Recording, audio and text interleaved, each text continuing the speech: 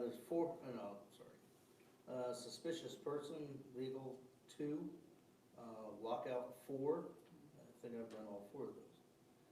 Administration 7, harassment calls 3, traffic stops 18, medical assist 1, disturbance calls 2, fraud 3, alarm calls 3, theft calls 2, vehicle accident 1, drug complaint 1, and 1 overdose.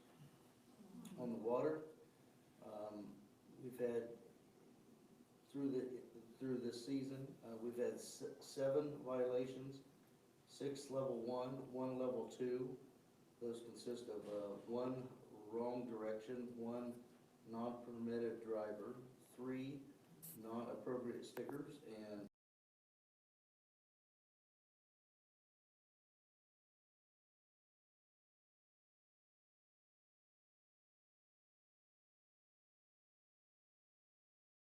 they doing on the speeding?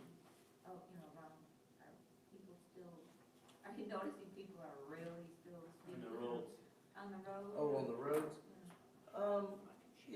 Seems like, I am out all day long and going here and there. I always have my radar on. I stop them when they speed. So does the other guys, but I think Rick could probably attest to this. Rick spent quite some time with me in the car. And we monitored speed, highs, lows, in between, and just because we have so many curves out there, I will tell you that when you see a car on a curve, the perception is they're going faster than what they are. I mean, as long as I've done it, I've been in law enforcement for 17 years. It fools me from time to time. When you see a car come around a curve, it looks like they're hauling. I'll look down at the speed and they'll be doing 32. And Rick probably can contest to that, because I showed him that kind of, that visual, that perception. So a lot of times people think they're driving faster than what they really are. I'm not saying there isn't idiots out there that aren't driving fast, because they are. But I will tell you that I was out at 6. I don't have to be working till 8 o'clock. I was out at 6 o'clock this morning, and just driving around. I didn't see one speeder. I shouldn't say one speeder. I'm not too worried about the people that are doing 34, 35. It's when they hit that 40 that grabs my attention. And because now they're 10 miles over the speed limit. But I didn't see anybody this morning that grabbed my attention in the 2 hours that I see traffic. I think it's getting a little better. I think it is. I mean, You always reported a few cases of speeding tickets. I have written a lot of tickets out here. It's very difficult to police your community. It's very difficult to pull somebody over, and the first thing they say is, "Hi, Ken," or "Good morning, Ken." Well, it's kind of hard to write those people a ticket. I mean, that's the reason when I work, I get out of Heritage Lake. I go north, south, anywhere but Heritage Lake. I take one spin around Heritage Lake and I'm out.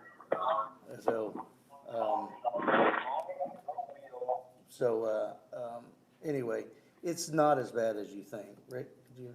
Yeah, I just gonna weigh in. I did those ride-alongs with you earlier this year, and I published the results of that in the highlights. So if you go back and look, I'm not sure, it might have been April, possibly May, but I was surprised at the numbers. And I saw Ken's radar, and I saw when he stopped people, so I understand what he really does and what those people are really doing, and it's just not as bad as I was expecting. Okay, thank you, Ken. Garden Club. Anita Johnson's not here. Playing pickleball. Okay. Know where we rate. Okay, presentation of agenda. Excuse me.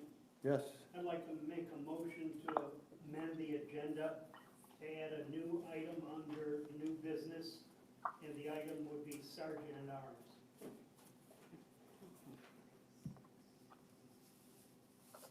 do I hear a second? I second that motion. All those in favor? Opposed? I guess we need, I don't know. Do we Rick? need- Yes. Are you in favor or opposed to the motion? I'm opposed. Opposed. Okay? It's opposed. If you'd like to call an executive meeting to talk about that, Tom, that'd be fine. Presentation of minutes. May 10th board meeting. I'll take a motion. Motion to accept. Second. All those in favor? Aye. Opposed?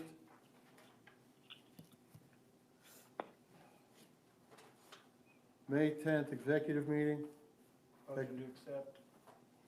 Second. All those in favor? Aye. Opposed? May 24th operations meeting.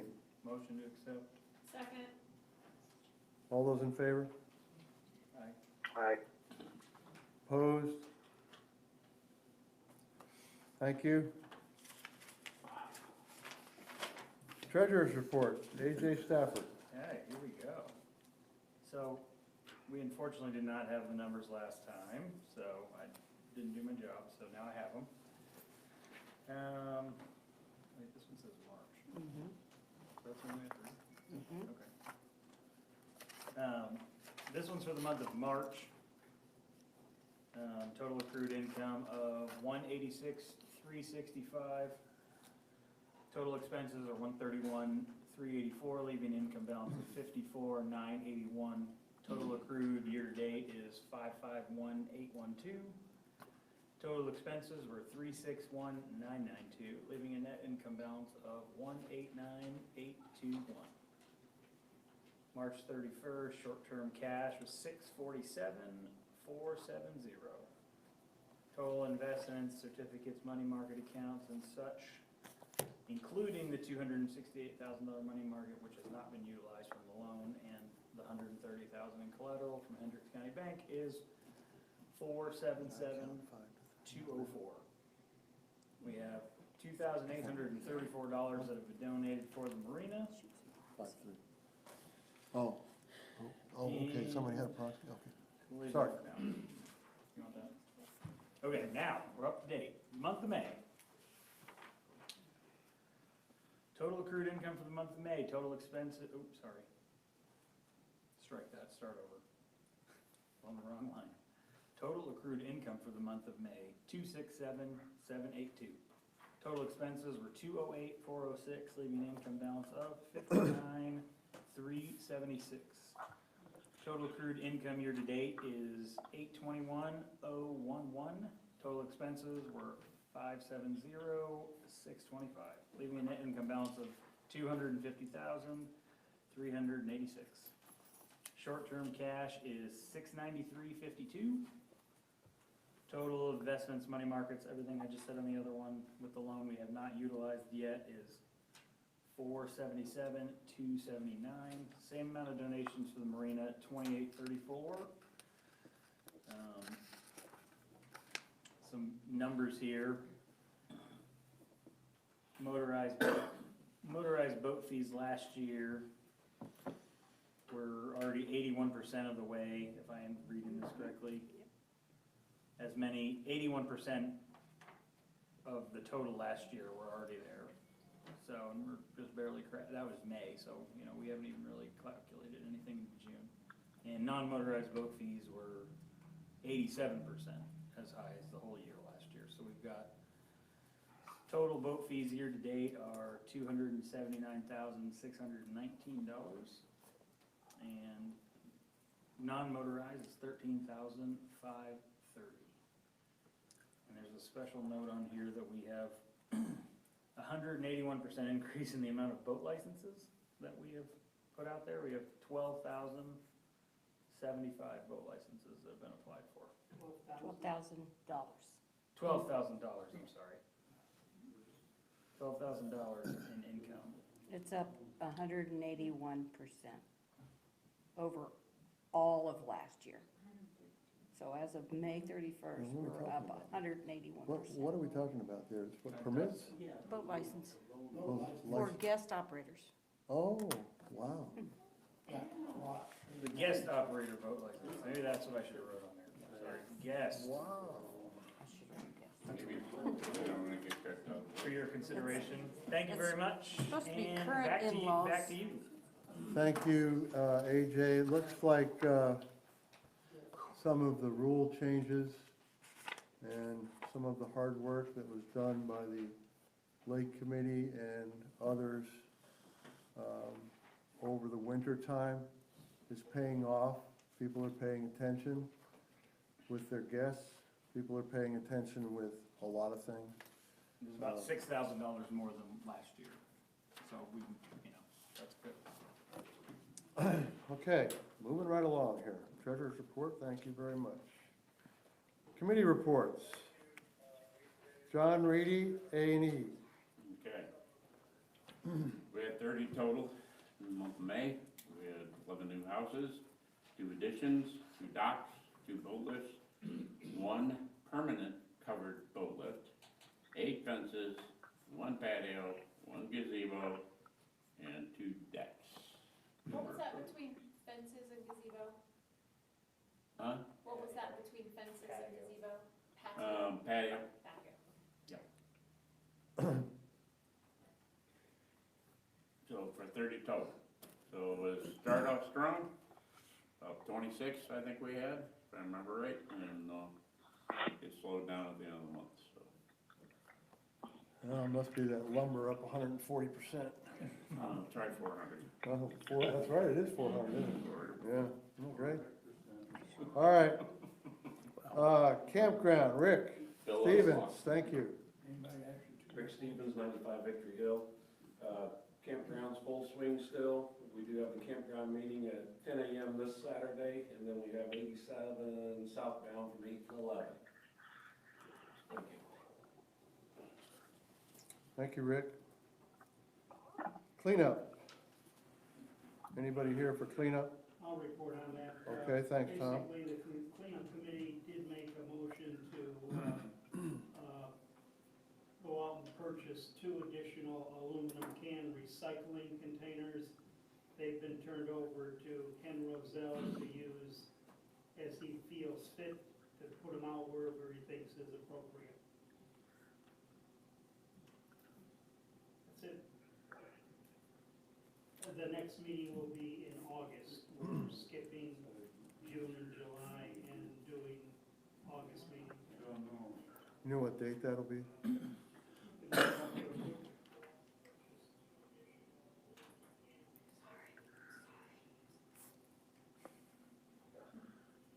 People on Facebook are saying they can't hear it, but I can hear it. So on this one. The next meeting would be August 11th, 7 PM in the clubhouse. Thank you.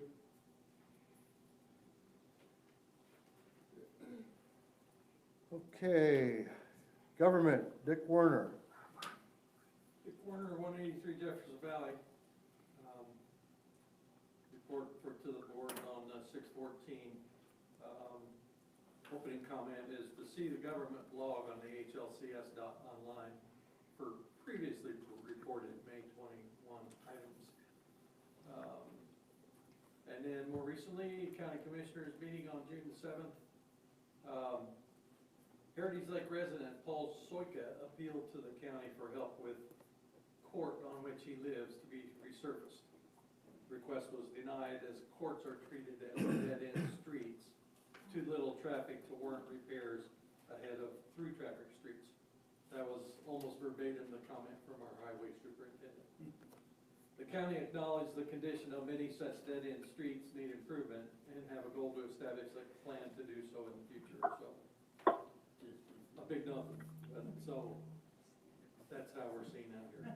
And oh, by the way, we have as many dead-end streets almost as the rest of the county, so, with all of our courts. There was a discussion on the creation of a county parks board, which the council will implement and the commissioners will control. More to follow. There was a discussion on creation of county drainage board, which is scheduled on July 6th, 2021, immediately following the commissioners meeting. Both of these board creations will set Putnam County up to collect or be able to submit for grants for various things. So that's the primary impetus for doing it. Next, the CCCD meeting on the 20th of May. The board was updated by Lori Young from Curry and Associates on the treatment plant expansion. Just a couple of points on that most of the community does not know about. They have put a second oxidation ditch into operation and intend to put a third. Cost for the project is expected to exceed available revenues. CCCD may issue a bond for that. And the project scope will cover use capacity for 90% build out of the community. This should preclude any future need for expansion, given the many multi-lot properties existing, along with the 130 some lots that the Conservancy owns.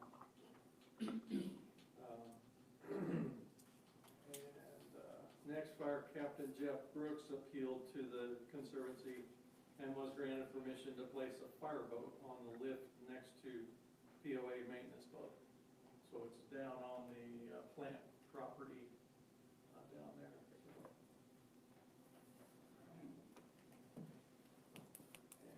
And 1,525 account locations were reported as of 5/20.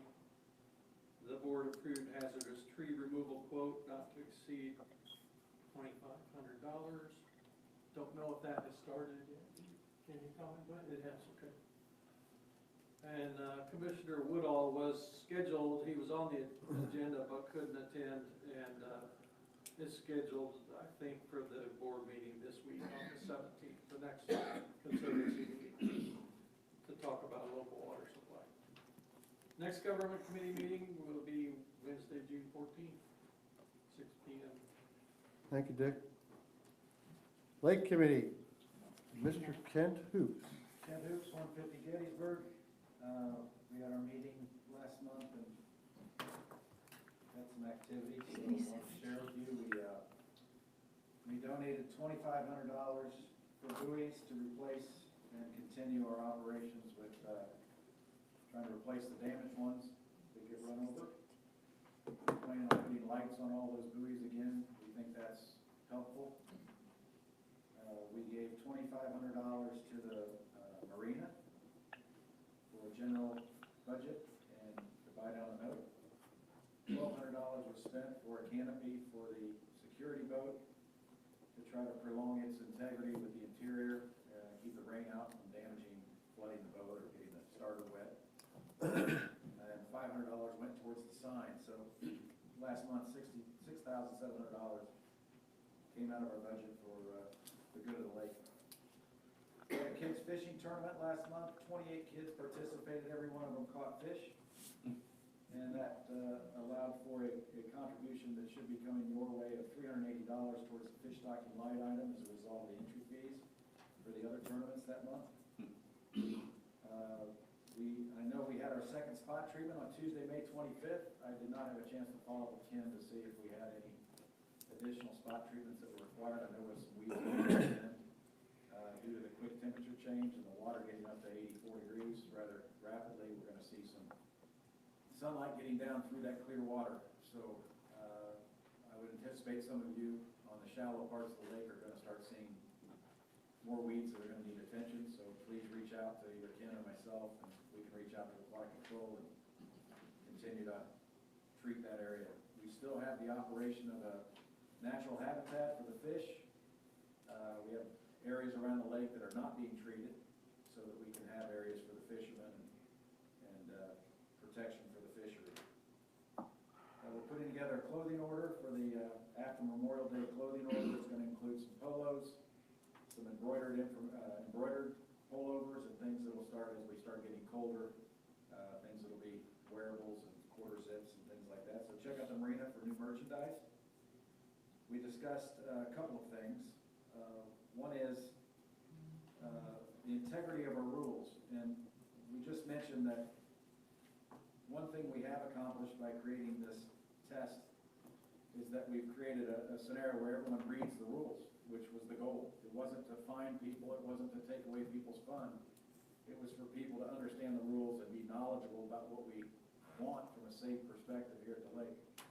And I think we've accomplished that, but what we've also accomplished is an additional benefit, which AJ hit on briefly, which is now that people understand the rules and they understand there's accountability, we're starting to see people who have been maybe under the radar operating their dad's boat or brother's boat, now purchasing these guest operator licenses to be able to utilize their family's boat out on the water, which is creating a revenue stream for the POA. So indirectly, we're seeing an increase in funds, which is a good thing. One of the negative sides of the rules is that we're having interpretation issues, and we're also having some issues with just understanding. So two of them that I want to bring up to your knowledge is the day pass. We have a day pass that we administer for people to be able to utilize the lake for a single day. In the past, that single day has been associated as 24 hours, like a rental car, which wasn't the intent. It has also been included as an operating day for the marina from 8 in the morning till 6 p.m. So we're going to need to rely on you all to kind of guide us as to what you feel a day pass is. And additionally, if you feel a day pass is what needs to be presented to launch a boat. Because we have several families out here who will launch a boat, put it on their dock, and not want to use it until Memorial Day weekend or the 4th of July, and want to access their boat lift because they cannot keep their boat in their driveway anymore, or the storage facility they keep it at won't allow them to continue past Memorial Day, or the fairgrounds and say, come get it. So we need to consider as a group, as a committee, and as a POA board, whether we want to introduce a launch fee, a single launch fee where you're responsible only to put the boat in the water, take it directly to your house, and not utilize any of the other areas of the lake.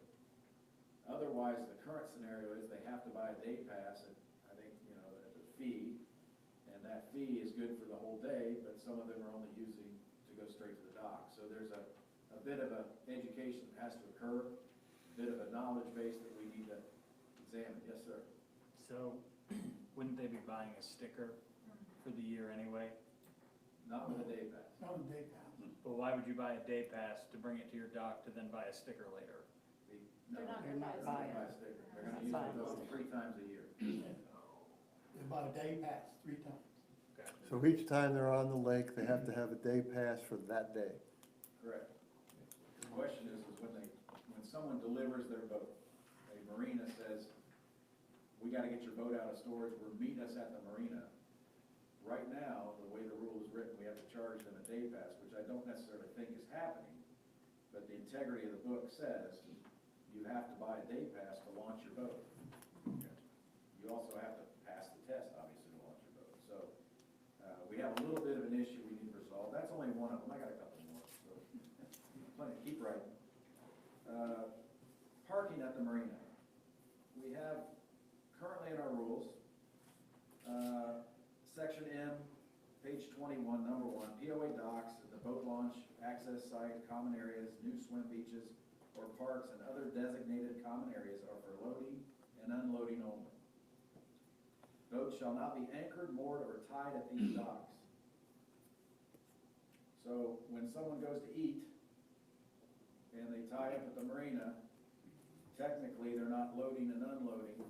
They're eating dinner, they're not buying gas, and we're seeing some concerns with people on busy weekends where we are compromising the safety aspect of the marina area.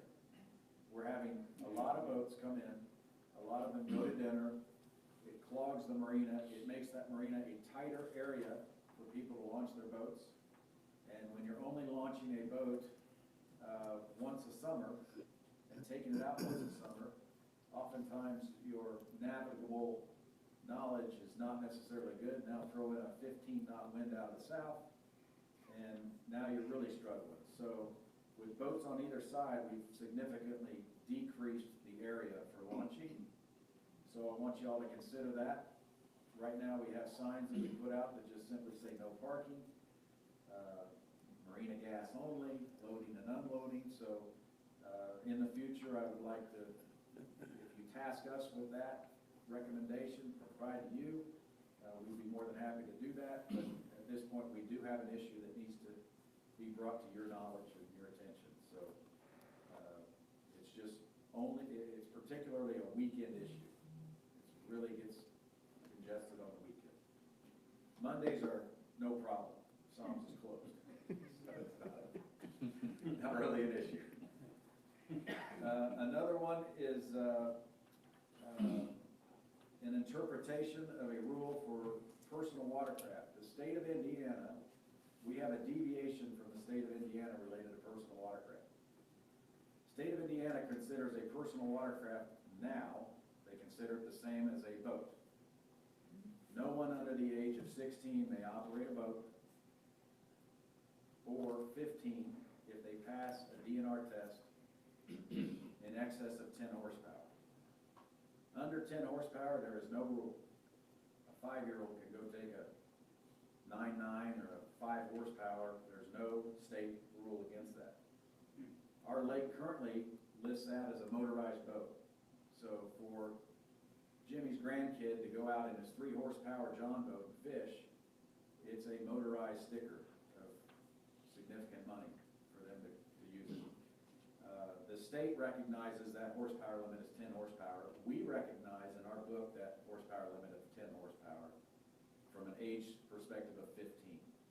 If you are 16 years old and you operate a boat here at Heritage Lake and you've passed the test, you can take anybody you want, ride anywhere, do what you want to do, as long as you're within the rules. If you're 15, we currently have a rule that states a passenger, if you're carrying a passenger. So let me reset. 15-year-old has taken a DNR test. The 15-year-old has passed our boating course. The 15-year-old has a passenger in the boat. That passenger currently has to be 18 years old. We have a discrepancy with our jet ski or personal watercraft.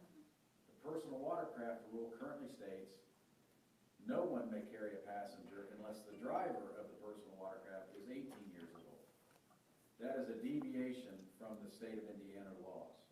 We typically rely on the state of Indiana for input and for, ones that aren't laws. However, now that we are allowing 16 and 15 who have passed the course to be able to operate a boat, same as a 16-year-old could drive a car, we're having an issue with personal watercraft requiring a passenger carrying watercraft to have the driver be 18. So that's a rule that needs to either be discussed, evaluated, or that's our rule. Currently, it's being enforced as our rule. It's on page, I think it's 8 of the rule book, and it's under personal watercraft. The concern from the Lake Committee is we have 2 separate watercraft being treated differently. The state of Indiana now associates those as a single motorized boat in excess of 10 horsepower. So if the board would like, we can give a recommendation to you as an interpretation of what we think. But I would take a straw poll if we could from the members as to if you feel the 18-year age is appropriate, or should we consider it as the same as a motorized boat in excess of 10 horsepower? I think it is true that we could have something, we could have a rule that is more stringent than the state or the federal government, etc. So that is allowable, and that in terms of priority of observation, if our rule is more stringent than any of the other governing bodies, our rule is the rule. It all comes down to then, the state wouldn't reinforce it, but we would have to reinforce it. So I think it's perfectly acceptable to have that kind of variation. Okay. Any other discussion on this? Let's take one of these things at a time real quick. These obviously need to be discussed and some type of decision made so that we can at least either enforce or not enforce what's on our books right now, because there have been some people that have been ticketed for those situations. You want another one before you? Sure. Discussing it? Sure, I'd love to. Yeah. The idea of ballast in boats for wake surfing, we currently have a rule that they have to surf in the middle of the lake, 200 feet from shore. The concern has been oftentimes people wakeboard with the same weight. They drive around at the same speed. A consideration would be any boat with a ballast system full would have to be in the middle of the lake for whatever activity you're going to do, whether it's surfing, wakeboarding, whatever. So just a few things. So that would be a completely new rule compared to what we currently have in the book. And as your suggestion, would that go into effect next year or this year? No, these are, the rules for this year are pretty much set. Okay, They were approved. so, The rules that I have brought to your attention are variations that we can implement now, because you're the board, or we can say, let's prioritize this for the 2022 rule book. We'll move forward with what we have in place, because we were taxed, our committee was taxed with providing this information to you. John was involved with it. I mean, in a 4-month span, we covered a lot of ground. And in a 4-month span, we missed a few things. And these are the items that I feel we missed Okay. from a committee standpoint. so from my standpoint, before we have our discussion here, and I think these are important issues right now to decide whether we're going to deal with it right now, suggest that enforcement deal with it a different way, and or actually put the rules out now rather than 2021. My observation is the same as Kent's. We've done a lot of work here. It's paid off quite substantially as far as it looks like on the lake. These are issues that are come up because everybody's paying attention, excuse me. My suggestion would be, before we have our discussion, is that we come up with a Lake Committee consensus on how they feel about each and every one of these things, come up with a board consensus on how we feel about these things. But right now, I think we do that in a timely manner, but only change how we enforce some of these things if the board feels like we need to do that. That's my opinion, open for discussion. Yes? So if I was doing the first thing, the launch fee item, I think we've been doing pretty good and we tax everybody pretty hard. I would almost do that as a courtesy to let them go bring a boat to a dock. If it's gonna be just brought there and parked. If you see them out riding around, then security will pull them over, and then they'll get a ticket for having no sticker. But if they're driving to their dock and security doesn't see them for some reason and pulls them over and they're on their way to their dock, I mean, is there a way for security to call the marina and say, hey, or the marina gives them some sort of a little piece of paper that says, this is my launch ticket to go Well, through? it'd be very easy to give somebody, rather than a day pass, a dock pass for that day. Whether we charge for it or not, whether we charge $10 or what have you, that can be easily done. I think, However, the rule currently states you cannot launch a boat in Heritage Lake without a sticker, without a that's correct. But if if the marina were to issue a device of some kind, a piece of paper, a note, or whatever. a driver. That take it right to there. I mean, like I said, if marinas, you know, I'm trying to help you out here, like, I'm saying that if there's a way to hand out something to the person driving the boat to take it to their dock, so if they were to get pulled over, or they were to get their picture taken and put on Facebook, they could at least rebuttal and say, hey, I've got my little launch pass, I'm just going to my dock. I would trade the launch pass for a license. Get your license back when you bring your launch pad.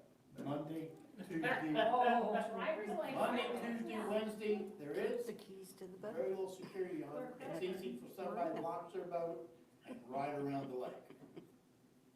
So they have that, they should have something. I mean, it's only $30. It's 50. I mean, In the past, for a day pass, didn't they have We like got a big we piece got of paper that they yes, put and on the window? They fasten it on the windows so that they can see it. The reason this rule came about is because the day pass was an orange sticker that stuck on windshield, and the 7 became a 4, the 8 became the 5 became an 8, and you had the people with the sticker on the boat, and they were out there for a week straight, just changing the dates. We tried to change colors of stickers. And, that has worked out pretty good, but we ran into problems last year with shortage of stickers, so we had to use a lot of those for stickers last year.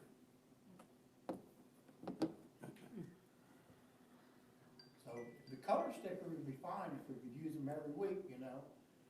Different color every week so people wouldn't be, but we have caught a few that have changed the passes. Okay, so on the first one here on the day pass, let's get a, unless anybody else has anything to bring up right now on the day pass, let's get a consensus from the Lake Committee, and we will give you the consensus from the board, and we'll make a decision on that.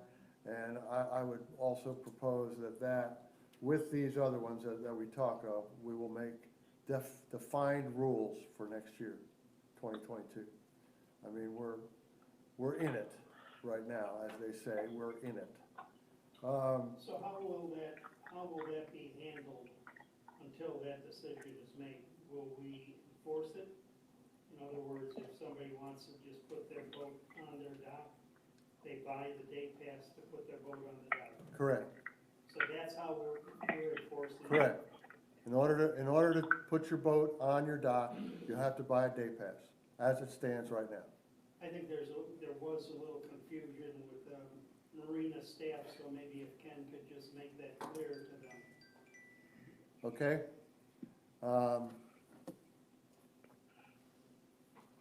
Sorry, I got a little board meeting going on here at the phone, sorry. People are texting me. I guess they can hear everything. Great, that's wonderful. so, are we gonna go through each one of these things now, or? No, well, we're just gonna quickly go through them, and then, as I stated before, I think we're gonna get the consensus from the Lake Committee. We'll get a consensus from the board after we get their consensus. These, unless anybody at this board right now has an objection, I think we carry this on to next year for final ruling, and we use the rules we have in place now for the rest of the summer. Okay? Next one is parking at the marina. This is a tough one. Let's have a discussion quickly. Sundays is very bad because you have fishing tournaments in the morning, and it does get crowded, but after the fishermen are gone, there's plenty of parking places. And I have let, of an evening, people park where the orange things are, if we leave maybe one open for somebody to come in with a boat. So are you telling us that in your opinion right now it is manageable? Except on holidays. How about on the Are weekends? you talking Are surface you parking, talking the parking park- lot, or Yeah, you talking, I parking think lot. he's talking. We're talking marina parking, Marina parking. Water. dock parking. Marine dock parking. That's about the same. Of course, I hollered at you the other day to move your boat up. I try to keep two places open all the time for people to go in and out, and I let them use the end of the gas, but that's on the nights I work and the days I work. But I try to keep two spots open. I think what we're running into is people are parking there for Yeah. 2 hours, and that's not what the doctor. And I've had discussions with people when I told them, show them the rule where it says on there that's no parking. I think first, before we can discuss it, we need to clarify that the issue of concern is those two docks at the marina. Because there's also a beach area, there's another dock at the marina away from boat launching, and then there's also all the clubhouse and all the other POA areas that right now are falling under this rule to where you can't tie up in one of the open spots at Lincoln Hills and go play with your kids at the playground or the beach, because that's for loading and unloading only. And so in order to dissect the integrity of the rule and the way it's been interpreted and enforced in the past, I think what we need to do is first define that our immediate issue, as it appears to me from what I've heard from the community, is those two long, hard docks at the launch. And I feel like the rest of it, there needs to be some delineation on what is acceptable and what's not. Another item would be the clubhouse during concerts. Every single boat tied up on the beach is technically in violation of that lake pool. And that's what I'm saying, is we need to delineate the rule, the way it's been enforced, the way it's been interpreted. I understand the problem at the launch area, I completely agree. My issue is we have a rule that It's a blanket. is a blanket that's covering a lot of property and a lot of scenarios. I guess how I would view it, I agree with Nina, but I would view it that we still need the rule for offenders. So, for example, there are many federal, state, county rules that have been in existence for years and years and years and aren't being enforced. But if you have somebody who is abusing the situation, it's easy for Ken to come up to them and say, here's the book, we do have guidelines, a rule for that, and you are in violation of that rule, please move. Right. So I certainly don't think that the rule needs to be removed or even reworded. I just think it needs to be understood that it is something that would affect people who abuse the rules, like the 2-hour parking to go get a meal at the marina. Thank you. Any other discussion on this? It sounds to me like, again, we need a consensus from the Lake Committee.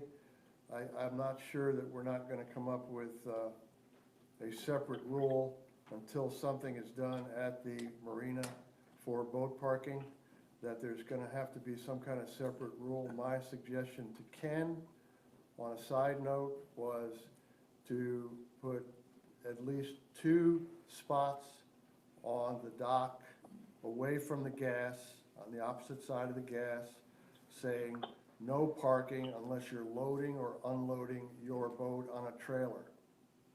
So that people have room to park, get out, get the trailer, bring it in, put their boat on, at least 2 spots. In the meantime, I think we might be doing that, but we'd like to have the Lake Committee's consensus on these rules, and then again, we'll follow up on the board. And if there's ever any plan in the future to expand any docks to facilitate more boat parking at SOMS, right now, that boat parking would not be permitted under the rule. Only for loading and unloading purposes. I mean, right now, the rule states you can't park anywhere at any time for any reason other than. I would- unload. Right, that's what I'm saying, is we need That's what I'm to- saying, if I we, would probably suggest that if there was a addition, for instance, simply put, if there was a pier, jetty, whatever you want to call it, installed at the end of Sam's restaurant, that would probably fall into its own category, because it would be built for that reason specifically. we get right at this. That's down the road. Correct. And that is, hopefully, the community will want to come to bat for that if they want to park and go to the restaurant. All right, third one, this personal watercraft idea here, and the boat thing with 16-year-olds and 18-year-olds and all that kind of stuff. What's anybody want to say about that? I'd like to see it written out. Like, I would need to see it written down, like, In my head, there's all a the huge ages and the difference way it between- is, it's just, I need it written down in front of me for me to be able to process it. What do you need? Like the 16 and the 18 and the who's allowed to do Okay, what. if you have a boat and you're 16, Right. you can take it out with whoever you want. If you take it According to out- us or according to Indiana? Both. Okay. If you have a personal watercraft, according to the state of Indiana, and you're 16 years old, you can take it out with whoever you want, as long as you register it appropriately. Okay. On our lake,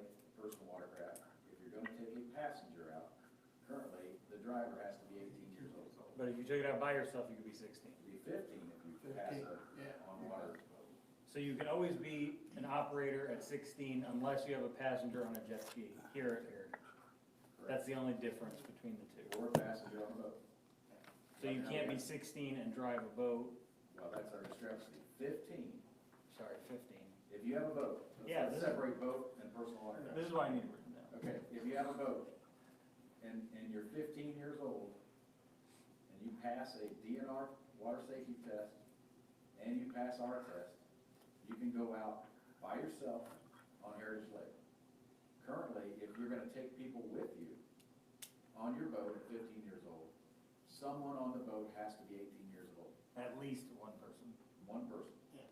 Okay, so someone has to be 18, rest doesn't matter, but someone has to be over 18. And they need an operating permit. Not No. currently. The 18-year-old does not. The 15-year-old or 16-year-old does. Yes, the person operating the watercraft has to test. If you are on a jet ski in the state of Indiana, same thing is true. 15, pass the DNR test, we are consistent with that. Where we are not consistent is the passenger's rule. We have a passenger on a boat that has to be 18. However, if you're gonna have passengers on a watercraft, the person operating the watercraft has to be 18 years old, the way it's currently written. So it's inconsistent with the state, which is fine, but it's also inconsistent because what we have is a scenario where we have taught, we're trying to implement water safety. And in theory, the person who's 15 is gonna be more knowledgeable about the rules than the person who turns 16 and just goes and gets on the boat. So if you have a friend out, if you're 15 and you wanna take your friend who's 16 on your jet ski, right now you can't do it. But what you can do is you can have that 16-year-old go take a test at the marina and go get on your second jet ski, not have any knowledge about watercraft operation, pass our test, and go out and run all over the lake. That's where the safety issue is concerning the lake committee. Because there's a way to do that. So I didn't mean to take up your time today, but these are items that I think are safety driven. I mean, the marina parking, it's safety when you're getting your boat in and out of the water, not when you're parked. You know, the jet ski age issue is a safety issue because if we don't, right now, if you're not 18, if you're 18, you can take a passenger on your jet ski. If you're 16, 17, 15, and you have a passenger on the jet ski, we're illegal. We don't have a rule for that. But if you have a boat, 15, 16, at 15, a passenger has to be at least 18. At 16, there is no age. So we're not consistent, as the state has made it now the same. The state used to be different.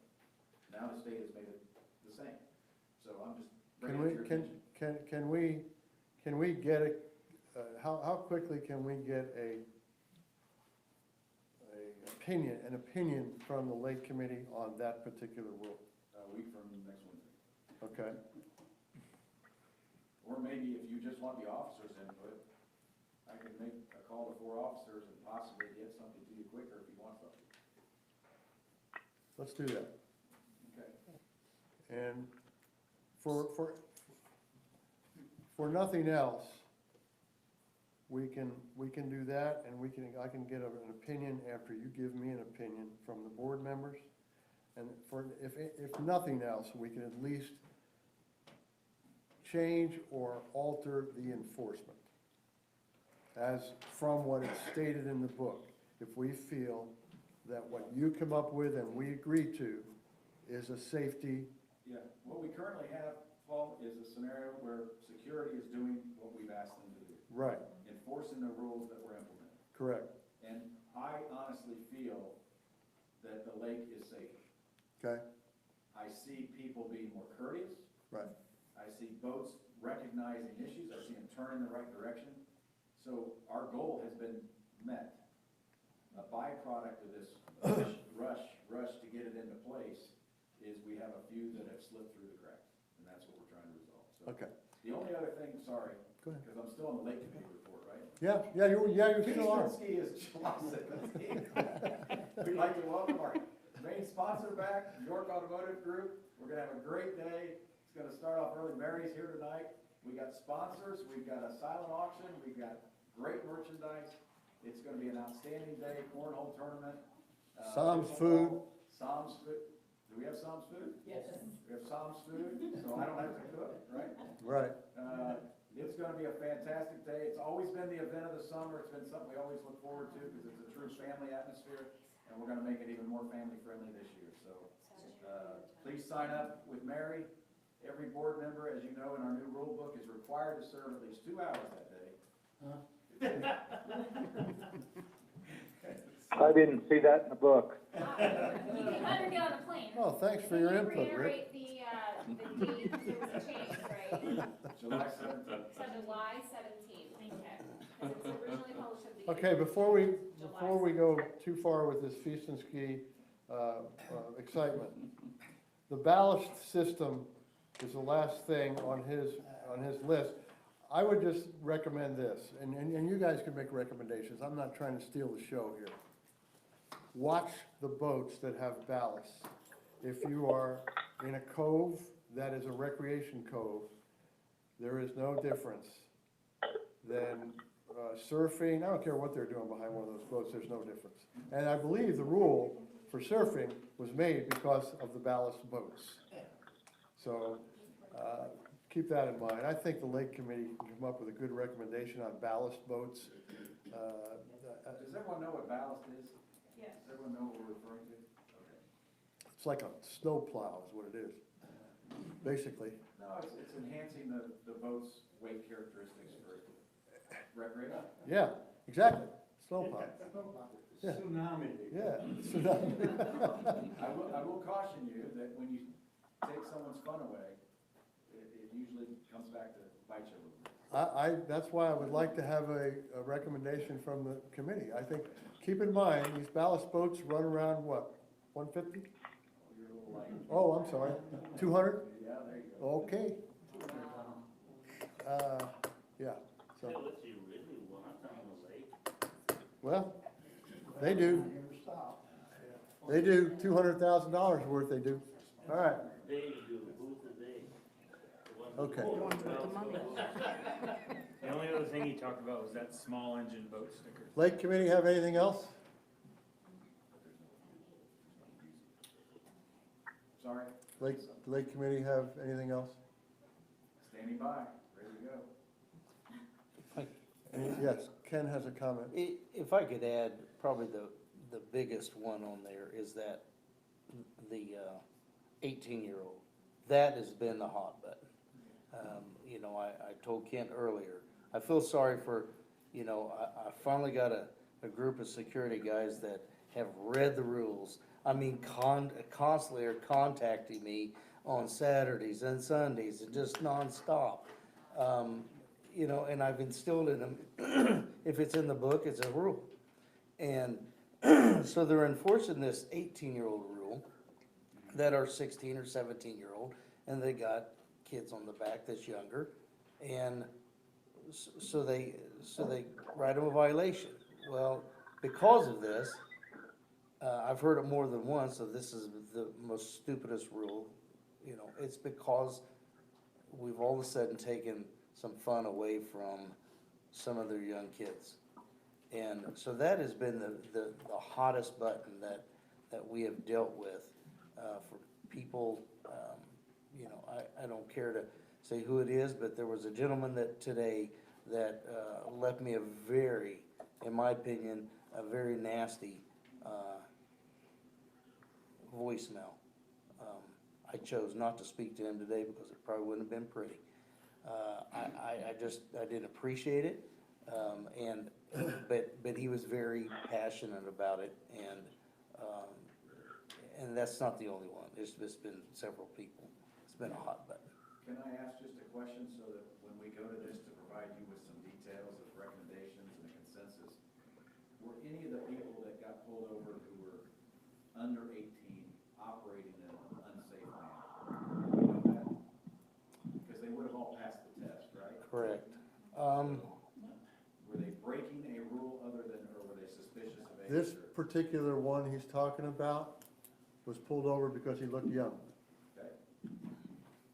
Okay. And I said earlier this morning, it's no different than me driving down the road and, I see your son driving down the road that I think, man, he looks younger than 16. I'm gonna pull him over just to see what his age is. It is no different whatsoever. But this guy felt it was the stupidest thing we The could reason ever I do. ask is because I wanted to make sure that we know what you're dealing with, to make sure that we're not, you're saying these young guys are going out and being unsafe.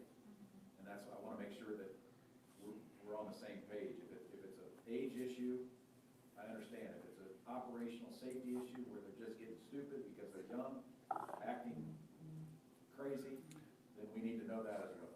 I'll be honest with you, it's the ones that I'm concerned about that do that is the 12-year-olds that go out there. They're the ones that are really doing something stupid and dangerous.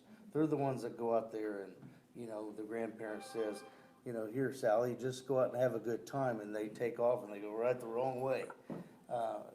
Those are the ones that I'm worried about. I'm really not worried about those 16 and 18-year-olds. And I might want to suggest also that while we're waiting for the Lake Committee to give us not a clarification, but an opinion on that particular rule, people have said to me, well, you can drive a car when you're 16. Why can't you drive a jet ski with passengers when you're 16? And all those things have merit. But what I want to make clear here is that if we're going to throw somebody off the lake and fine them $250 and then change the rule next year, I don't really feel comfortable doing that. No matter, even if the people are not very nice in their rebuttals, I don't feel comfortable doing that. Have those people been fined and kicked off the list? Yes? Now, this gentleman that called me today has not. I actually called the security people yesterday, and I just said, as of right now, until we get some clarity, they need to be 16 years old. Anything other than that, give me a call. But other than that, and they're not doing anything stupid or unsafe, let it go till we get some clarification. Because I don't want to do this. I don't want to do that either. I don't want to find somebody and then all of a sudden we change So my directions. answer is yes, but then it was, we backed off. Until we didn't receive any money yet, but they were ticketed, okay? And they're up in line for a fine and to be removed. Per the rule. Per the rule, correct. Yeah, I think you guys ought to make it consistent with the state. Well, I think what we're gonna do here is we're just gonna continue where we're going. You giving us a, thing and we'll go from there. All right. All right.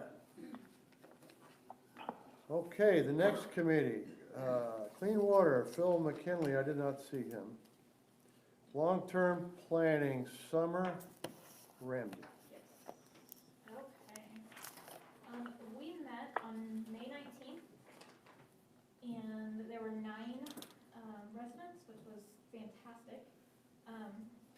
We talked a lot with Dick Warner, because a lot of the things that we were discussing had to do with government, and it was fabulous that he was there. Basically, condensed, we decided to have some initiatives for 2021, and people signed up for what they were interested in championing.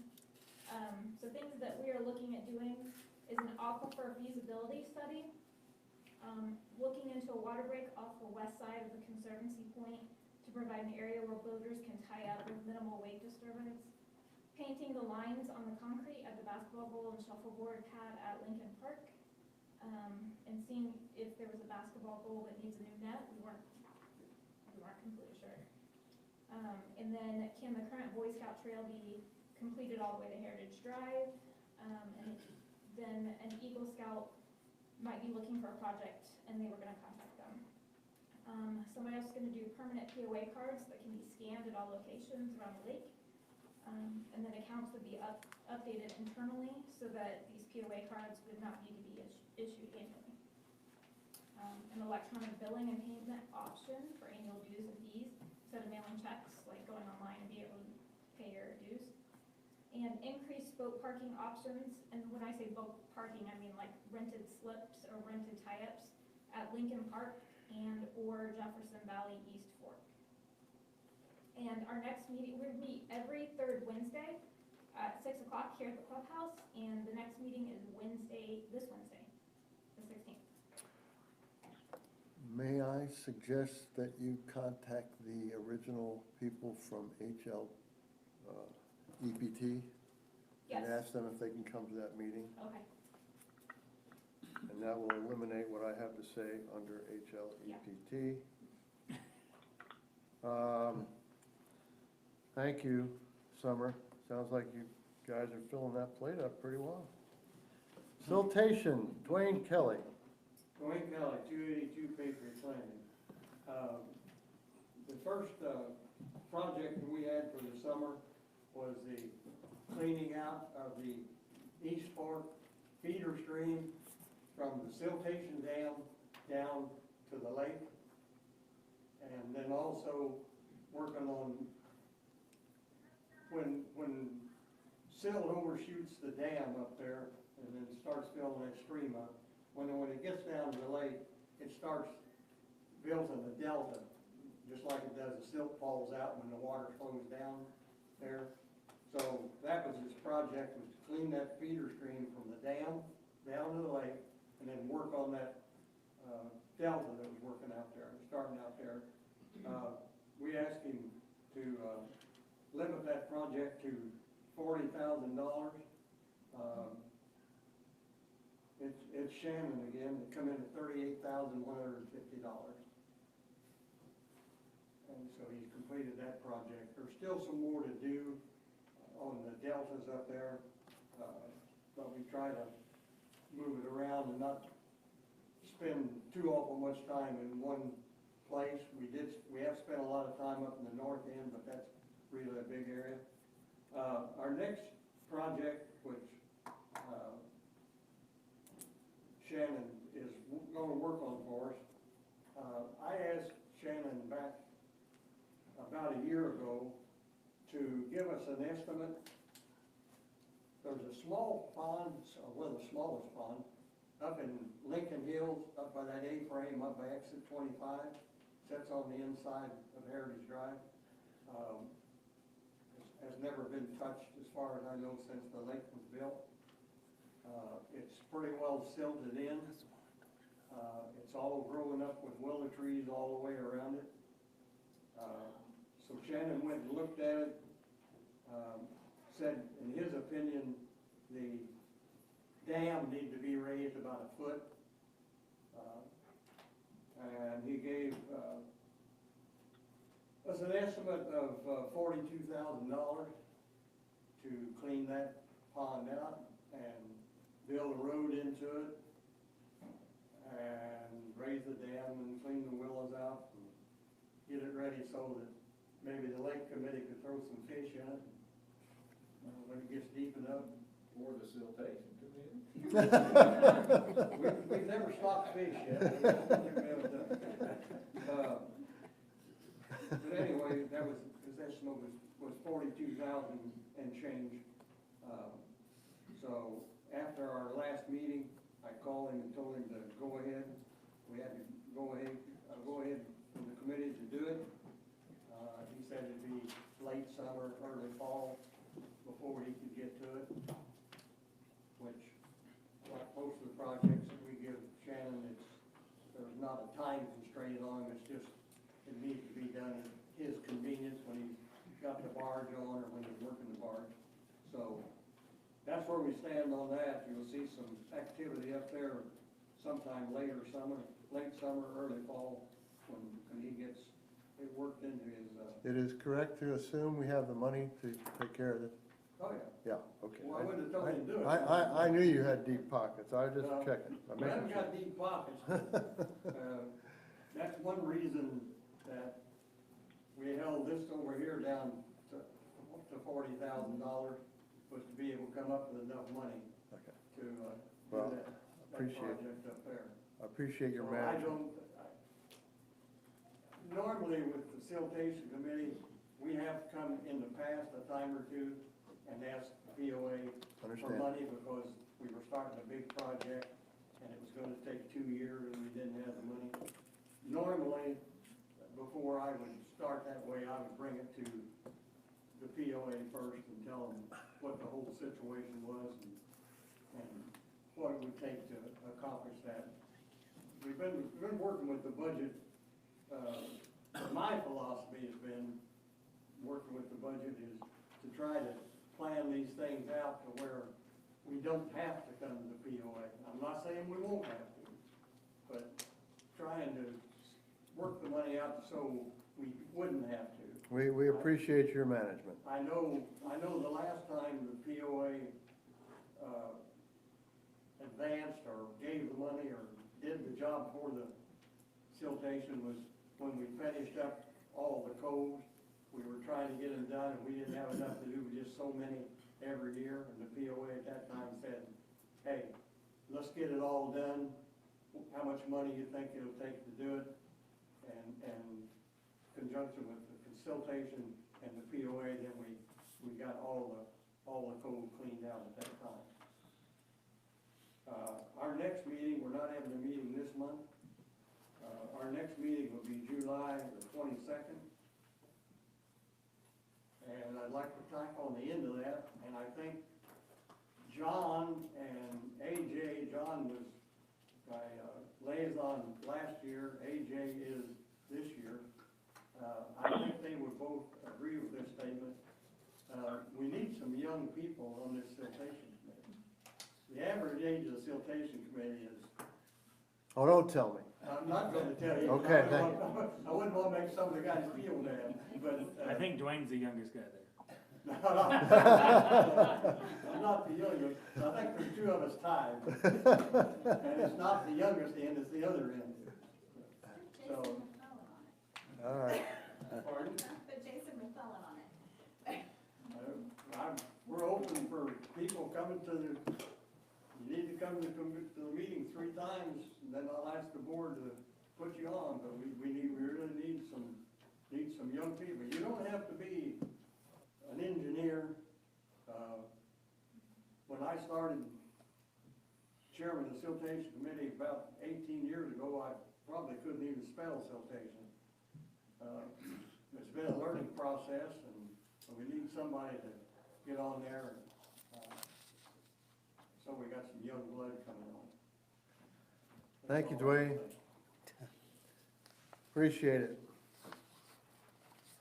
We all appreciate you. Election committee, Jim Muhlenbein's not here. We don't need an election committee report anyway. Manager's report, please. Ken Roselle. All right, I got just a few things. Last month, excuse me, last month I announced that Dwight Simmons with the Sheriff's Department was gonna bring out some trustees to trim back some overgrown intersections. Last Tuesday, there was 12 given to me intersections, and last Tuesday we completed all of them. Since then, there have been 6 more reported, and then the next couple of weeks, Dwight's gonna bring out the trustees back out to finish those 6. The pool's gotten off to a pretty good start. When opening, we found one of the 3 filters not working that needed to be replaced, and so far that's the only problem we've had. Regarding the daily fees and swim tags, we're right about even where we were last year in sales. Also would like to remind people that it is also posted, and you are not allowed to bring in coolers, food, or alcohol. There was a problem this weekend with slipping some alcohol in. If you attempt to do this, you will be asked to leave. Our hours at the pool is the same as last year, Monday to Saturday, 11 to 9, and Sunday, 12 to 9, weather permitting. Lake treatment dates through the end of July will be, they're tentative to change from what, if they see some activity and growth of weeds, but right now, June 22nd is a treatment for algae. July 6th is also a treatment for algae, and July 20th will be a treatment for weeds. At this time, there's no restrictions for these treatments. This week, we will try and get the volleyball court put together. Hopefully, we can get the holes drilled tomorrow to set the post and allow the concrete to dry before stretching the net from each end. While the concrete is setting up, then they'll be setting the border around the court to put in place so people can start playing again. And finally, this information was shared from Rick Miller that as of this past Friday, June 11th, there's been 961 boats registered. There have been 1,573 boat operators that have passed their boating test. Along with that, there was also a 12% failure rate. That's all I have. I would like to add one thing to the manager's report, because I've told Ken about this on a consistent basis.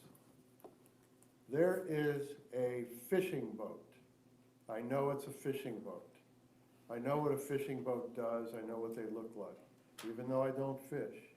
Ken doesn't fish either, and he's got a special on the menu that says he catches fish.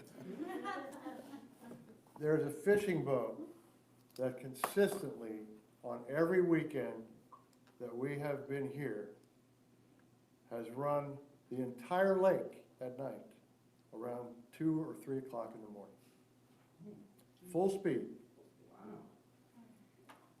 So if anyone is listening to this, out in the audience out there, up in the cloud, I will catch this son of a bitch. I will, because I've got a plan.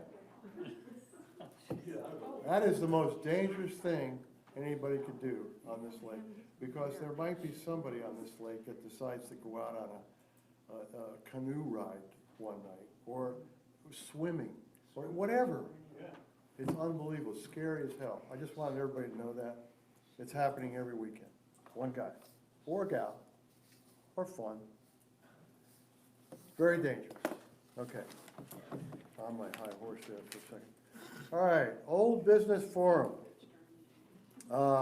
Live streaming issue. Summer.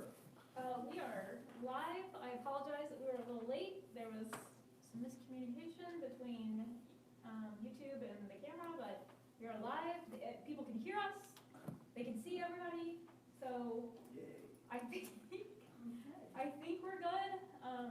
And I am happy to continue to do this. It's a very complicated process, but I'm happy to come in and set it all up, and hopefully on time next time. However, will not be here at the operations meeting. Is the mic still coming from this? The mic is working Okay. on that, that's why I put that there. Thank you very much. That's very good. So you can all hear us out there. You can see us. Help me find this guy with the boat. I'm dead serious on that. I want to find this guy. Maybe someone knows him or her and can just gently say, "Don't do that." Really?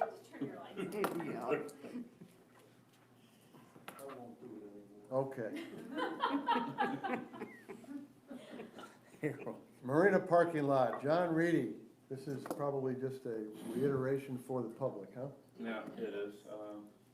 Basically, we were supposed to make tweaks to it last week. We got rained out, so we did it today. And the next round of tweaks took place. I made some more changes.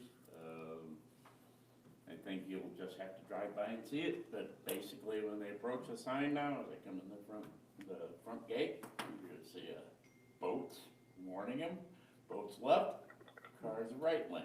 And I actually got a couple of lanes that say in for the carts and out for the carts. And they lowered the sign down, so it's not over the cart Vision. So, and there's some turn arrows, so that someone makes the turn around and doesn't drive into the lake. And they go one way. And I actually had them, because they put some do not enters in, we made the one do not enter that was white, yellow. So it sticks out like a sore thumb. And So, we'll see how it goes. Thanks for your efforts on that, John. Appreciate it. If you can use this, I just threw this together. You know where the in and out and then the thing, golf carts, turn. You know what I'm talking about? We talked about at the last. The golf cart parking, Golf so you Yeah. can kind of show people where to park their So if you can side by use sides that and stuff. Put it on this, put it on that sign? Oh, No. that, back In the Oh. property, In in the the grass. property, in the Oh, grass. okay. in the grass. To tell people to Park here. that way. Park left of that sign. Yeah, and just so you know, If too. not, it's fine. So if they go straight through and run over it. Some of the arrow going in now, it kinda goes like that. Yeah, okay. I Yeah. gotta do that, and it Some comes out and I'll goes be like that, That's a so, great sign. and it says in and out, so. Okay, someone does it. Thank you, Summer. Thank you for doing that. Anybody else on That's John's, nice. John's Marina parking lot? Thank you for your efforts. I know it's not necessarily being treated very kindly from what I understand by Facebook. That's why I don't go on Facebook. All right, new business. PDF documents. Summer, you're up again. All right, so we noticed that the bylaws that were online on the Heritage Lake website were basically a scan copy, and it made it hard to find anything. It was 33 pages long. So the office, thank you, changed it to a PDF. So now you can go online, and if you have a term that you want to search, you can Control F or find, and it'll go to all those keywords that are pulled up within the PDF. So much easier to find the information that you need, and kudos to the office for handling that. So No, which document is that on? The bylaws. The bylaws specifically. The lake rules are that way, the covenants are that way, and the bylaws are that way. I haven't searched anything else on there, but I know those things. Thank you. All right. Emergency texting system, Mary Petruzzi and Rick Miller. Who are right now pointing at each other. You wanna go ahead? Yeah, go ahead and introduce it. Okay, Mary Petruzzi, 74 Jefferson Valley. So we're here just to show what an emergency texting system would be for the community, and it's just for emergencies only. It's not general announcements and things like that. That just could stay with email. It could be for lake closures, high water alerts, and things like that. So we're just investigating whether or not the POA is interested in us looking further into it.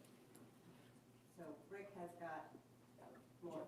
Just to elaborate on that, we know that if you're on Facebook, if you use Facebook, if you use email, if the POA sends out an announcement bulletin, we know it doesn't reach everybody right away. That's the reason we think Heritage Lake could use, think of it as an emergency broadcast system, something that you need to get the message out to the most people as fast as you can. And that's what text messaging to the phones does for you. Okay? So, we did some research. I looked at and demonstrated for the Lake Committee and a number of people. I looked at two different commercially available text messaging systems designed for this. And the costs of operating those vary wildly. But the one that I found that I like the best because it is easy to manage, and that's important because who's going to manage it? Well, we think someone from the POA administration, should probably be the designated owner once this system goes live. So it needs to be something that you guys can learn to use, easy to use, and is bulletproof. So we found a couple of systems for that. So I'm going to show you one tonight. This one happens to be the kind of system that if I put in, my contacts here. If I put in contacts online, if I enter them in and I get a few people, I can group them. So I can send text messages to groups like all HL residents. You can set up different groups for just like POA board or whatever you need, maybe security people, okay? But you set up groups and then you send messages to groups. Now, it's important because of cost to keep the list of people that you can text to manageable. And so we can, and I would help you do this, but we can give email messages, Facebook notices. If you want to be on this list to receive text messages, you must opt in. And we will give you a phone number to send your cell phone number to opt in. So that way you're only on the list if you want to be. And you don't get nagged by messages unless you want. And you can always opt back out again. So, we can only estimate how many people would choose to opt in. If I had to guess, if we did an email blitz or an advertising blitz, if I had to guess, we might get 1,000 people in the first year. And these messages cost 4 cents per message. So if you send a text message blast to 1,000 people, that one text message is going to cost you $40. Plus, whatever the monthly billing rate for the system is. So there is cost associated. It's not free, it's not cheap, but it's not unbearable either. And again, think of it as an emergency broadcast system. Now, over time, the list of 1,000 people could become stale, and you could be paying to send messages out. So we would recommend things like every year, you wipe out that list and ask people to opt in again if you want to be in again this next year. So there's ways to manage so that you're not wasting money, okay? Today I've got 5 names in here. Paul Forbes is on the list, Tom Novak, Mary Petruzzi. So a few people, if I send a new message right now, from this, it's going to go to about 5 people. But I wanted to show it to you because here it comes. What's important to know is that text messaging only has 160 characters. So I wanted to show you what that looks like. If you look on the telephone symbol on that screen, that is a 160-character text message. Okay? It's not email. You can't send images. You can't do that. You can with MMS technology. You can remove all those restrictions, but then you'll pay a lot. Okay? So SMS, simple messaging systems, 160 characters. So for an emergency broadcast, if you need people to go to a website for more information, sure, you would include it, but the message is short and concise. So I'm going to send this right now, and once I find the send button, send it now. Did you read that text on the phone?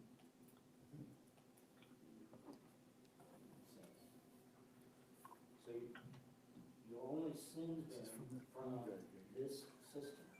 So whoever you authorize to administer, and you always have more than one in case somebody's not available, right? But whoever you authorize to administer has access to the website.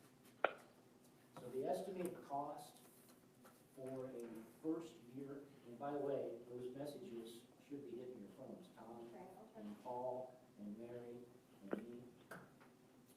Okay, so. Lake's closed. No, I didn't say it. That's how telephone game works. That'll stop that fisherman's boat. So an annual cost estimate for 1,000 users, for 1,000 telephone numbers in the text messaging is $15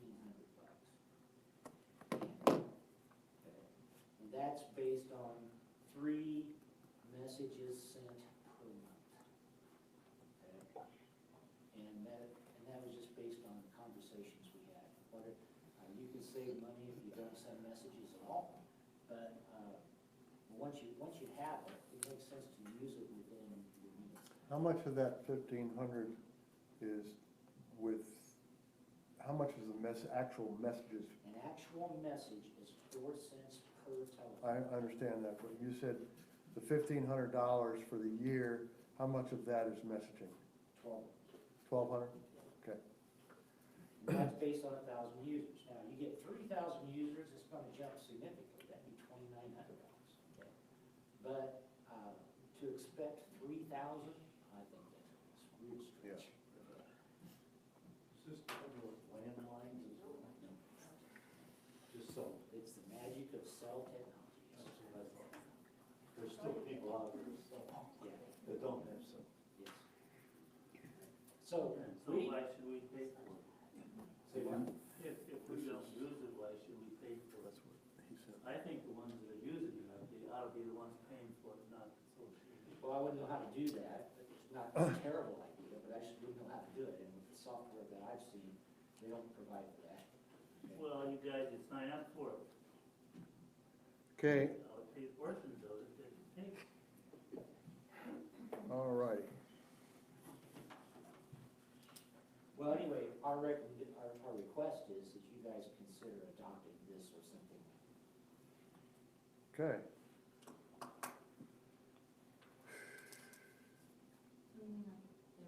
I guess we,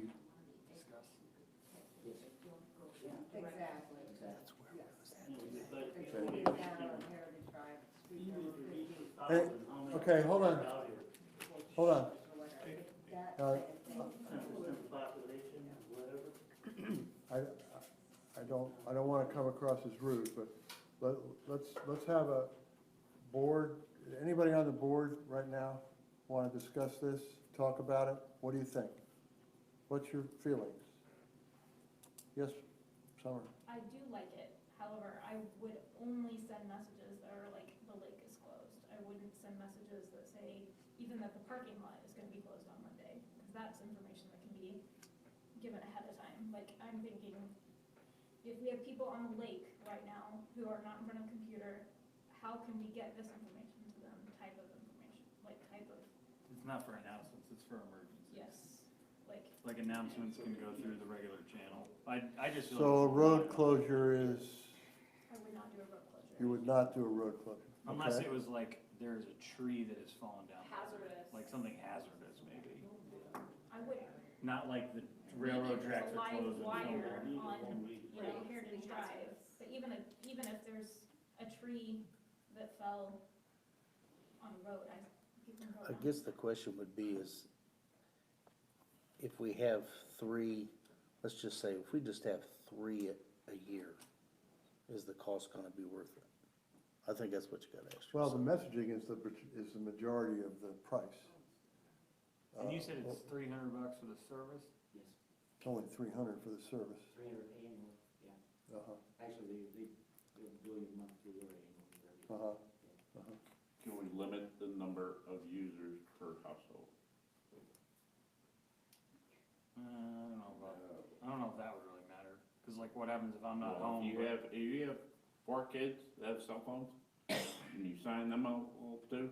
Well, I mean, they could Well, be out of different parts of If the lake Owen's out on or. the boat and on his boat and I'm on my boat, As long as He's we gonna have the make that information. disclaimer when they sign up that they understand that each message is costing, then I think families are gonna make the judicious decision to determine who is most important. Obviously, their 6-year-old with a cell phone is not gonna be on the top of the list for them to sign up.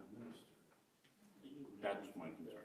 Yeah. yeah, Right. but I agree with, I think there's ways to manage that. Steve? maybe only people with voting licenses. Well, it's not only a voting thing though, right? I mean, All we'll do is be the select few will get to that. Excuse me. Okay, the way this all works is the board's gonna discuss this. If you wanna bring it up in open forum, you're allowed to do that. But right now, I don't wanna have a battle here. Steve, you have anything? No, I think it's a good idea, it's just gonna be getting all the bugs out of it. I mean, Tom? if a flag goes up, you guys get a ton of calls, right? Oh, yeah. So it'd be nice to. Eliminate all of that. But does that eliminate, It's a call. but does sending a text out eliminate all those phone calls? Like, are we gonna pay for, I'm open to think about it, I'm Yeah, just we told- thinking that, are we just paying for something to tell them something? Cause like, I mean, I get emails on my phone, I get text messages on my phone, you get, I mean, I turned off Facebook notifications, cause I can't, but, I mean, are we paying hundreds, potentially thousands of dollars a year for giving them a mode of transportation to get information that they already have? Or are the people that call the office, and I know we saw some stats in the ops meeting that people respond to text faster than they respond to email. But, you know, I'm very torn, from a dollars and cents perspective. If this was like if it was cheaper, if it was like $300 a year and you just paid a fee and you had up to a certain number of texts you could send a year or something like that, I would probably be much more apt to jump on board. But the same deal, we're gonna have to spend a lot of time regulating what 6-year-old's allowed to have our phone number in, so we're not wasting money. I mean, I know it's only 4 cents, but still. From an austerity point of view. I agree with AJ. You know, Anybody else? Okay, I don't think that this is something that we're prepared to vote on tonight. I think we're gonna further discussion at the ops meeting. Why don't you guys think about this a little bit more, talk amongst yourselves, maybe amongst your neighbors, see what your neighbors think about this idea of texting when the lake is closed, when there's a red flag, so on and so forth. And we'll move on to that from the ops meeting, if you don't mind. Okay, thank you, Mary and Rick, for your input. Good stuff. Okay, next on the new business is the restaurant lease announcement. Most people that pay attention in the community probably already know this. We have a lease on the restaurant. Hence, we have a restaurant that's open. We had the lease signed before the restaurant opened. For those of you who thought we didn't, fooled you, we did.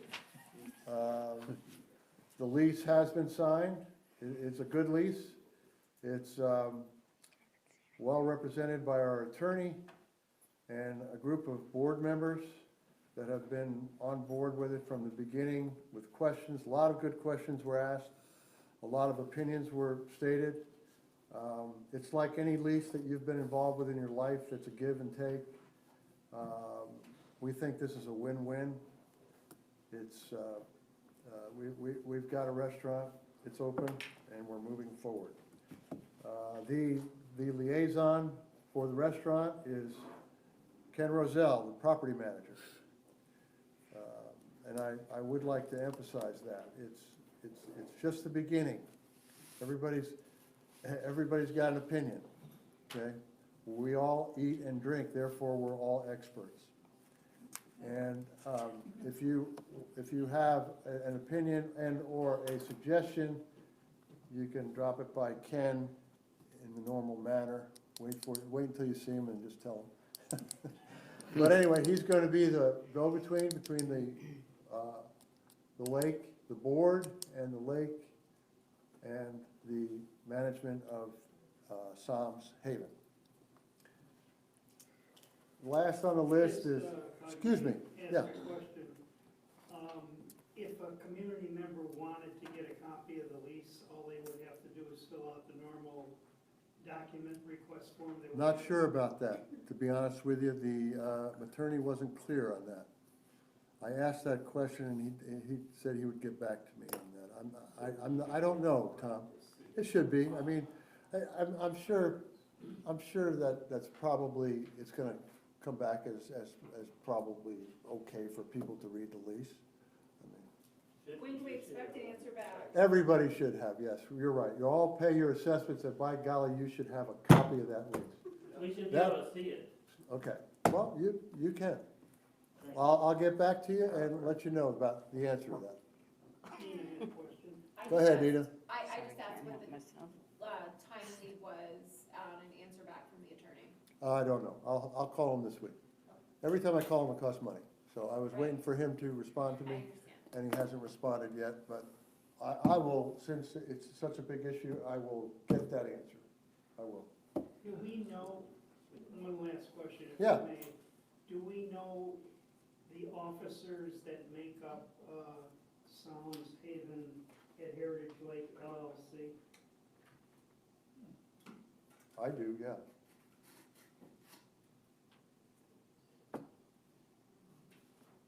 Would you mind sharing that with the board? Sure, not at all. Yeah, I'll get that to you. I don't have it off the top of my head right now, but I'd be glad to share that with you. Any other questions about the lease?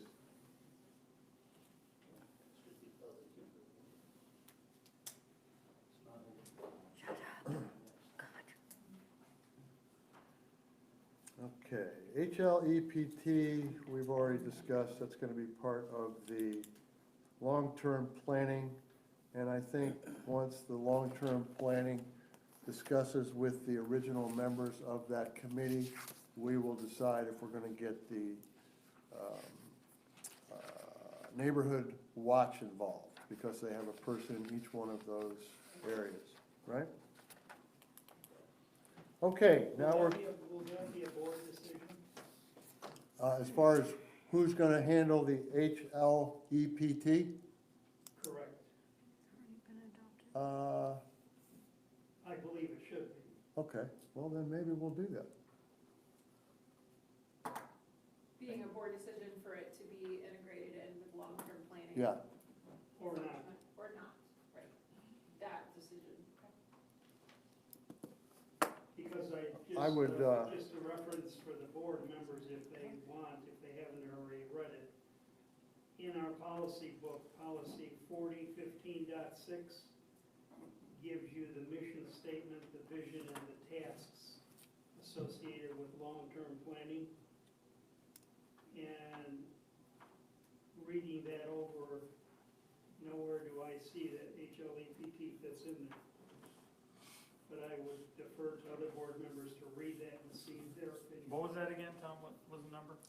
4015.6. P as in Peter, 4015.6. Thank you. thanks, Tom.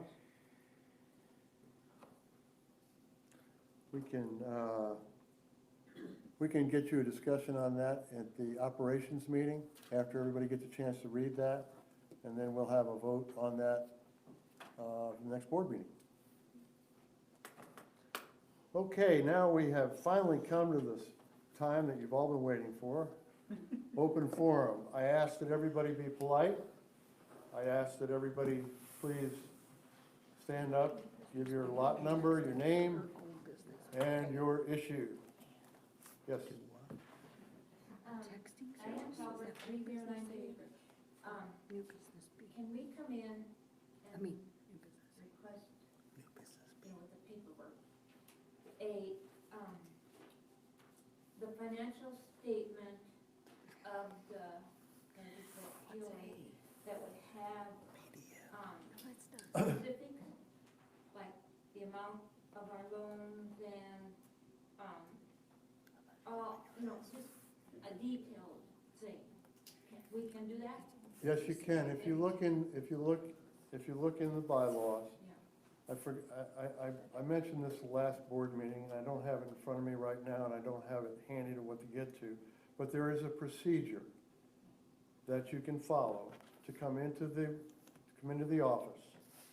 And the expense of making you copies and the expense of our office people, if they have to help you with all this, is yours. Not according to. Okay, I'm just gonna tell you what it is. I'm not here to argue. And I'm talking to one person right now. Go ahead.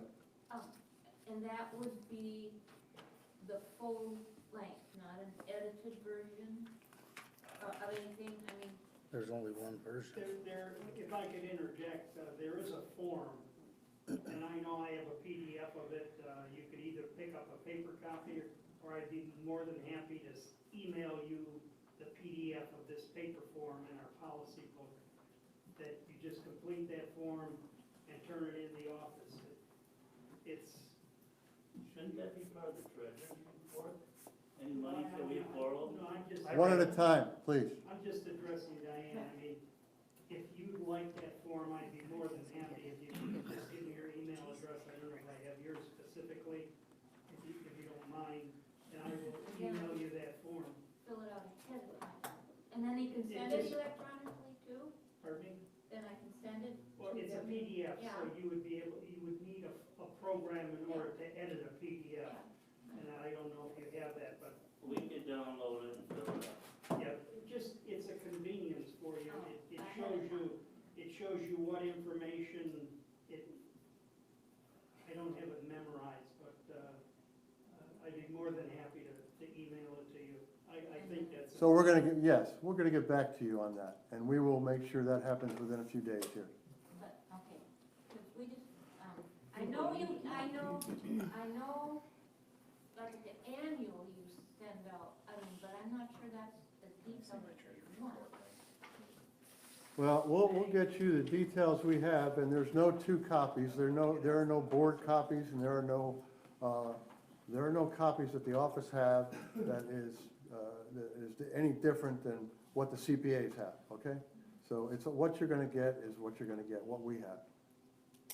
We'll be back with you on that directly, I'll give Tom this and then I can get the form ahead of time. absolutely. Okay. Yes, we will. Okay, Follow up, I we'll- promise you, I will follow up. This is big, so I don't forget.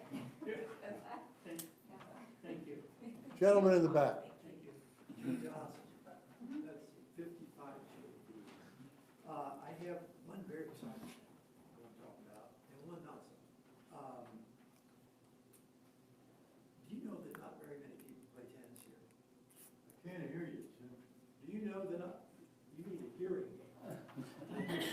Do you know that not very many people play tennis here? donate one? No, Doesn't work. We need pickleball courts. Pickleball is the fastest growing sport in the United States. The demographics of pickleball are 75% of the core group that play are 55 and older. Matches up very well with our group here. The average age of pickleball players is 41.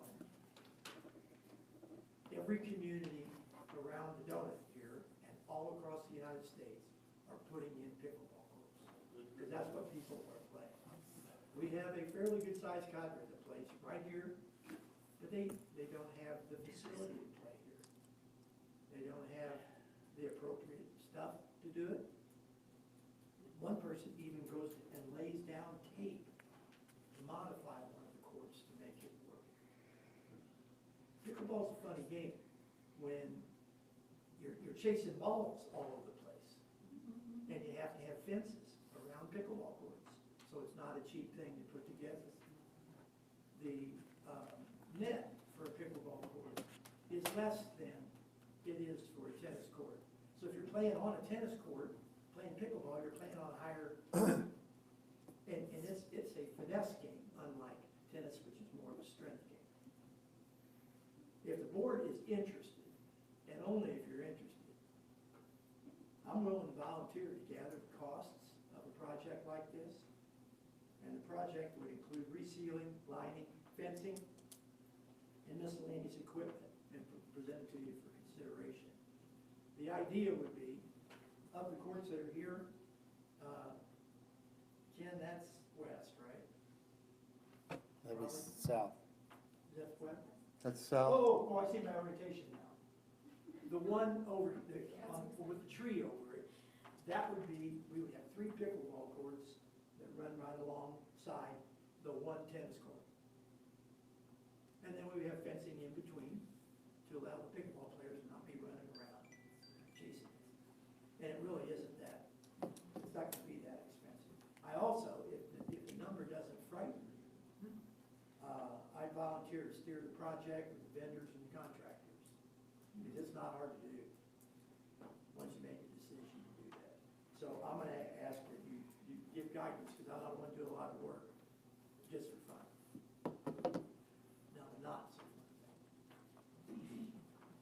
association, watercraft, and related insurance. It could be a member benefit opportunity.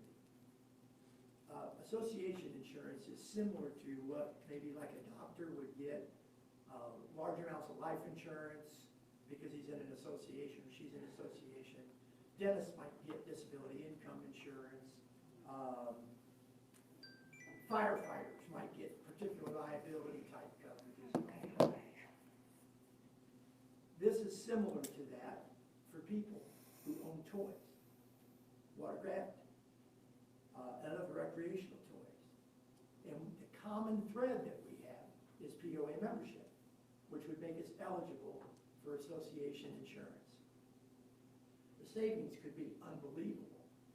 Like, I buy my stuff from my property casualty agent.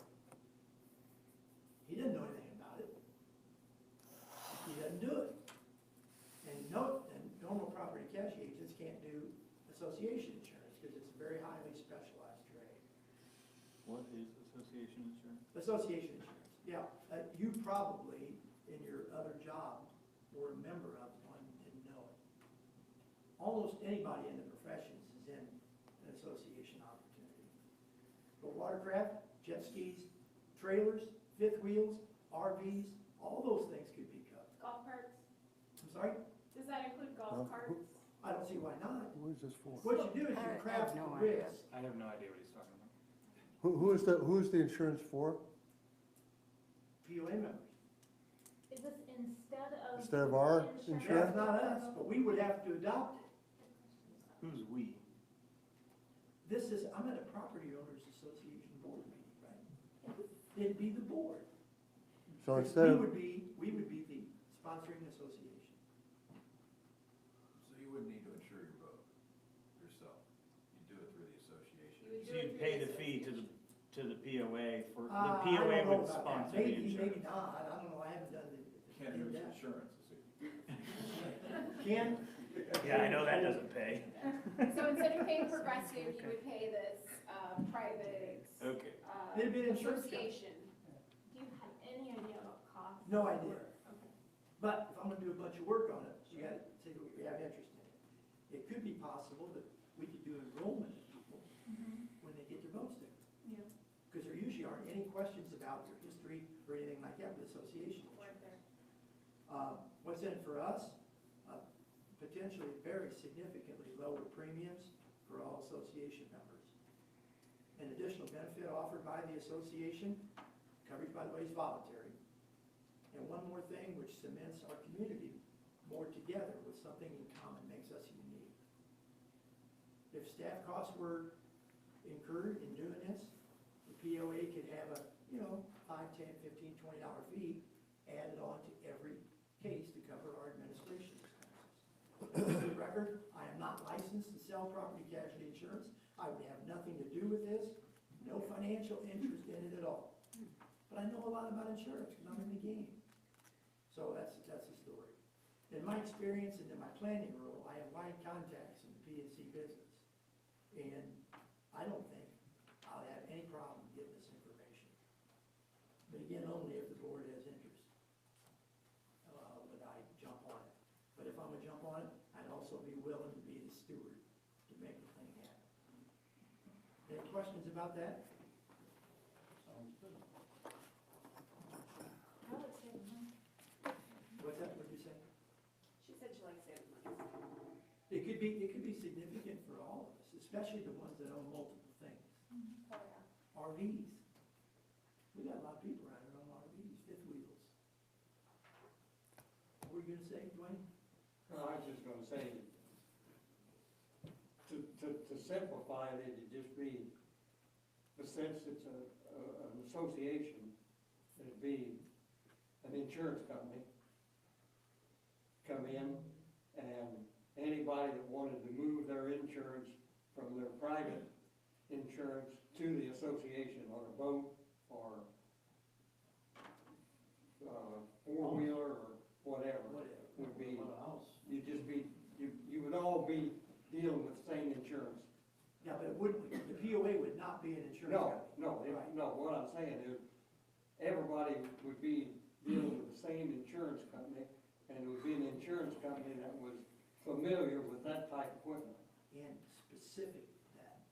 And when you look at, how homogeneous a group is, insurance companies that are selling automobile insurance, fire insurance, liability insurance and all that kind of stuff, their homogeneity, or whatever it is only based upon what their specifics are as a company. This is about people who own those people, and you get scale with that. Go ahead. I do have a question, and I don't know everything about the insurance industry, I know very little, I just pay my insurance bill.